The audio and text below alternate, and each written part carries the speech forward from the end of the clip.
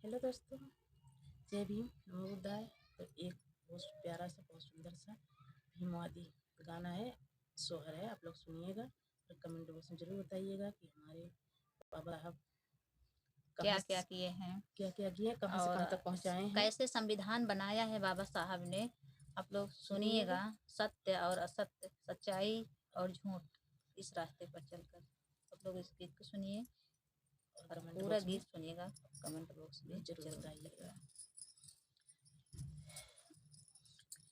कवन रहिया आवै भीम बाबा, कवन रहिया बुद्ध गौतम, कवन रहिया बुद्ध गौतम हो। पियवा कवने रहिया आवै रविदास, कांगनवा उनके सोहई, कांगनवा हाथे सोहाई हो। पियवा कवने रहिया आवै रविदास, कांगनवा हाथे सोहई, कांगनवा हाथे सोहाई हो।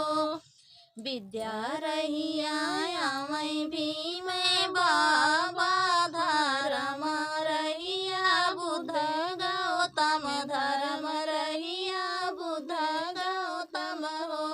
पियवा सत्य रहिया आवै रविदास, कांगनवा हाथे सोहई, कांगनवा उनके सोहाई हो। पियवा सत्य रहिया आवै रविदास, कांगनवा उनके सोहई, कांगनवा उनके सोहाई हो।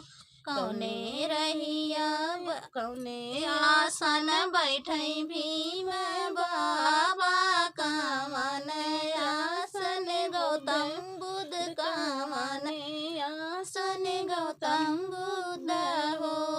पियवा कौने आसन बैठै रविदास, कांगनवा उनके सोहई, कांगनवा उनके सोहाई हो।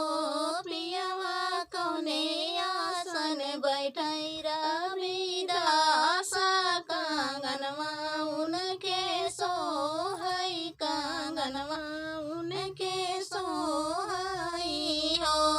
विद्यासन बैठै भीम बाबा, धर्म आसन गौतम बुद्ध, धर्म आसन गौतम बुद्ध हो। पियवा सच्चे आसन बैठै रविदास, कांगनवा